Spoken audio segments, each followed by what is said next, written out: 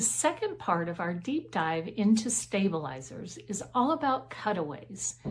Cutaways are very important for knits. If you've ever purchased a t-shirt or a sweatshirt or something like that that has embroidery on it, and it's kind of wavy, it doesn't look very nice, look at the back and you'll see there was no cutaway stabilizer used. If you have a nice sweatshirt or t-shirt with some embroidery, you're going to notice there's something, it maybe even may look like a little bit of white around the embroidery itself on the back, and that's the cutaway stabilizer. So that's going to be really important to elevate your embroideries on knits. So, and I know that's what a lot of people want to do, is work on knits.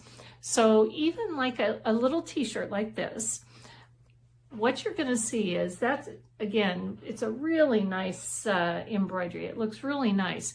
But the difference is, if you look at the back, you're going to see, and I left it a little bit on there, there is a cutaway stabilizer on the back of this t-shirt. And you're going to end up trimming up closer, but I wanted you to see how it looks really nice. And the front just looks fabulous. That is your difference. That's what's going to, set your t-shirts or sweatshirts, if you're giving them as gifts, aside. It's going to make it so much better. And even if you're working on like this piece here, this actually, I did a little cross stitch embroidery. And with this cross stitch embroidery, this is actually a sweater knit. So it's a super stretchy sweater knit. And you're going to see on that back, you're going to see that stabilizer. I actually used two stabilizers. I used the cutaway and also that sticky tearaways, but I use the cutaway. It goes on the garment, on the project, and that's what's going to make your knit either embroidered or decorative stitches. Use it for decorative stitches too. That's what's going to make it look nice, and it's not going to look wavy.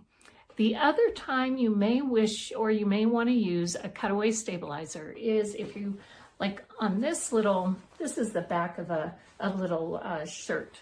And with this little shirt, what I did is, you can see I did do embroidery, so machine embroidery on it. However, it's very lightweight.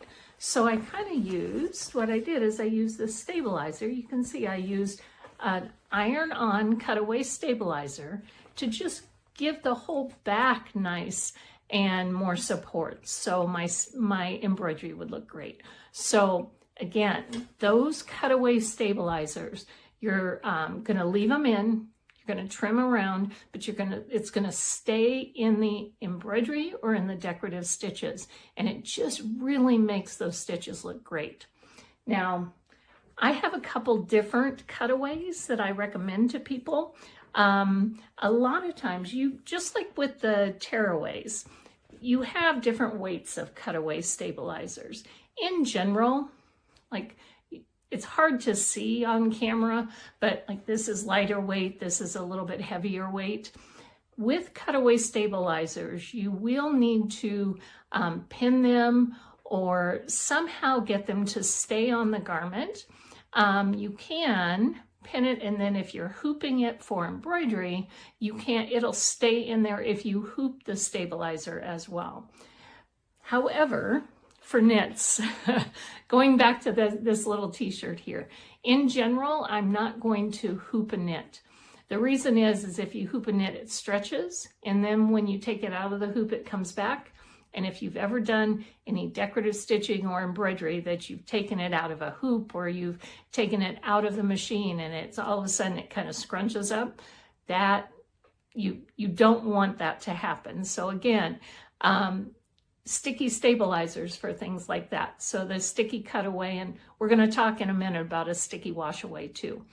But again, cutaway stabilizers, didn't want to get you confused. Sorry if I did, but cutaway stabilizers, you're going to pin them on, you're going to make sure that it remains in the garment. But my favorite cutaway stabilizers are the iron-on versions. You can tell I use that on everything that I did there.